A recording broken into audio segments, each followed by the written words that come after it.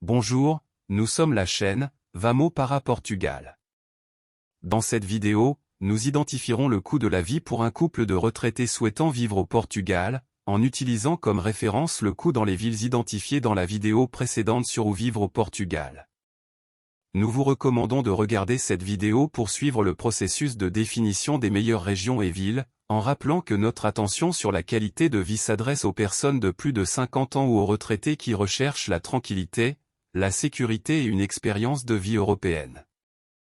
Nous avons préparé une série de vidéos étape par étape sur notre expérience personnelle, en tant que couple brésilien âgé et retraité, dans le processus d'immigration légale et sans tracas au Portugal. Dans des vidéos précédentes, nous avions commenté que le Portugal est actuellement le pays le plus choisi par les Brésiliens qui décident de vivre en Europe, que ce soit en raison de sa qualité de vie, de sa facilité avec la langue ou de sa proximité avec d'autres pays de l'Union européenne. Nous chercherons à consolider les informations sur les coûts qui impactent la vie quotidienne d'un couple, tels que prix de location moyen d'une propriété d'une chambre, appelé au Portugal T1. Coût de consommation de services tels que l'énergie, l'eau, Internet, la télévision par câble et les téléphones portables. Coût d'achat de nourriture dans un supermarché.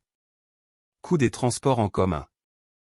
Considérez qu'il ne s'agit que de coûts de base ou essentiels et qu'il ne vise pas à dimensionner définitivement les dépenses. Dans la vidéo précédente, nous avons combiné les indices climat, démographie et infrastructure et défini 3 grands domaines d'intérêt pour un logement adapté aux retraités, en mettant l'accent sur des emplacements structurés au climat doux. Au nord, nous identifions la région calme et historique entourant Porto. Au centre, la région touristique et métropolitaine de Lisboa. Et au sud, la belle et ensoleillée région de l'Algarve. Nous soulignons que les valeurs présentées ici doivent être considérées comme des références et non comme des absolus, puisque le coût de la vie pour chaque individu ou couple a ses propres caractéristiques et besoins. Évaluez les totaux présentés comme quantité de comparaison entre les villes, car chacune a des coûts compatibles avec leur emplacement et leur taille. Au budget de base d'un ménage, vous devez ajouter un montant mensuel supplémentaire pour les dépenses imprévues telles que les urgences médicales ou domestiques, les visites et le tourisme ou encore les loisirs de votre choix.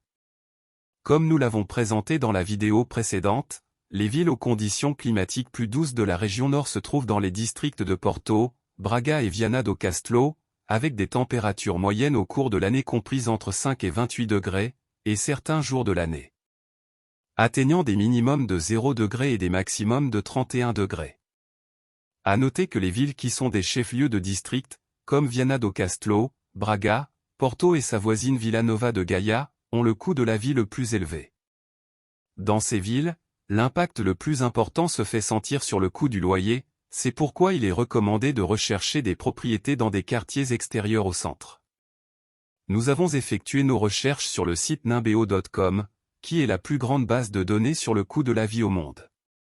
Viennent ensuite la région et le district de Lisboa, où se trouvent des villes avec des climats plus tempérés, une plus grande densité démographique et une meilleure structure de transport public.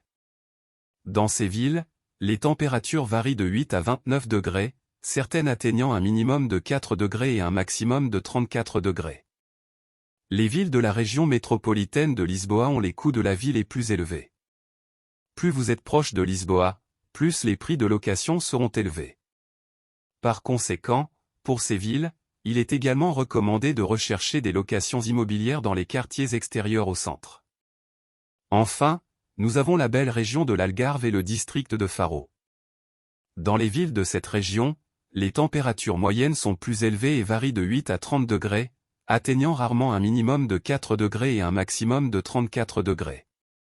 Comme l'Algarve est une destination touristique populaire auprès des Portugais et des étrangers en raison de ses belles plages et de ses températures estivales élevées, le coût de la vie est élevé, les loyers étant impactés par les locations à court terme comme Airbnb, devenant ainsi si nécessaire, rechercher des villes proches, mais éloignées des plages, pour obtenir un prix de location plus compatible avec un logement longue durée. Merci de nous suivre. Nous espérons que notre contenu contribuera à votre analyse et à votre choix de la région et de la ville portugaise qui répondent le mieux à vos besoins ou attentes en matière de logement. S'il vous plaît, laissez vos commentaires et suggestions, Nous sommes sûrs que vos suggestions contribueront à de nouvelles recherches qui aideront beaucoup de personnes dans leur voyage au Portugal. Abonnez-vous à la chaîne et laissez votre like. Cela contribuera beaucoup à notre visibilité et touchera davantage de personnes intéressées par ce sujet. Si vous le souhaitez, activez également la cloche pour ne manquer aucune mise à jour.